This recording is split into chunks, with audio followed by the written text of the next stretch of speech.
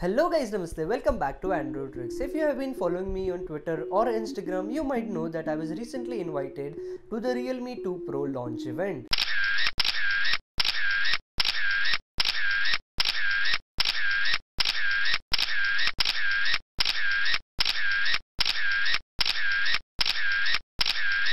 And this phone is absolutely amazing. I seriously feel that this is going to bring some real competition in the price segment of 10,000 to 25,000.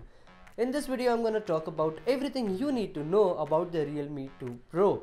But before starting this video, I want to show you a quick magic. You see the subscribe button down there? Just try clicking on it and it will automatically change color.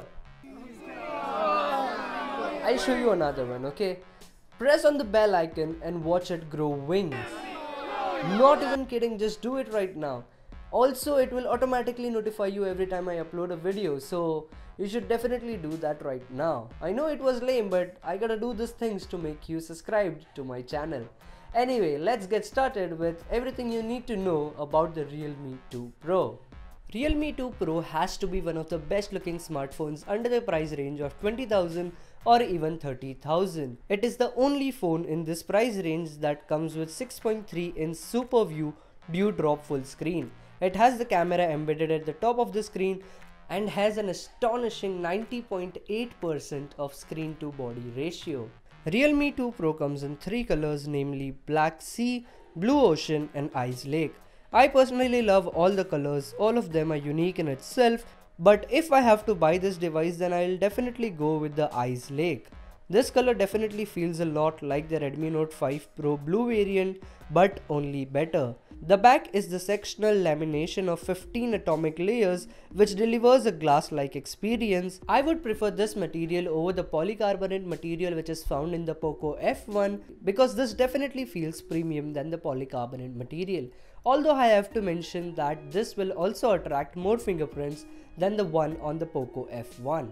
Anyway, moving on to the specification, the phone comes out of the box with Snapdragon 660 and has 3 variants as mentioned on the screen right now. I can't believe they are actually giving the 8GB and 128GB variant under the price tag of 20,000. This shows that the future of the budget flagship smartphones is bright.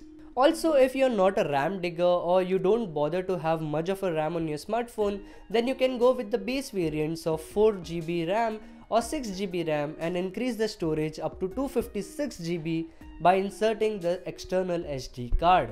It is also packed with 3500 mAh battery, which on paper seems to be less compared to the Poco F1 or the Redmi Note 5 Pro, but only time will tell if this is any better. I will have to test this out before commenting anything about the battery life because I'm not sure how the ColorOS handles the battery life on the smartphone.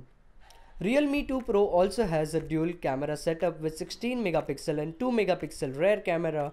Well, they claim that it lets you capture studio quality portraits along with 5 modes of portrait lighting. I didn't get a chance to take pictures that I clicked from the smartphone, but I really loved the color that it was able to produce. The edge detection was a hit or a miss in the few shots I tried, but it definitely looked promising. The phone also has 16 megapixel selfie camera along with various modes like stickers which you can use to have fun, as well as panorama mode to assist you take photos when you have a lot of friends around. The phone comes with ColorOS 5.2, which is based on Android Oreo, and this is the first time I had my hands on this OS. I barely got the time to play with the UI of this smartphone, but as you know, I am the sucker for stock Android experience, and this phone doesn't feel to be or to have the stock-like experience. The ColorOS is highly modded and has their own features which I will have to test out before commenting anything on it. Overall, my first impressions aren't really impressive.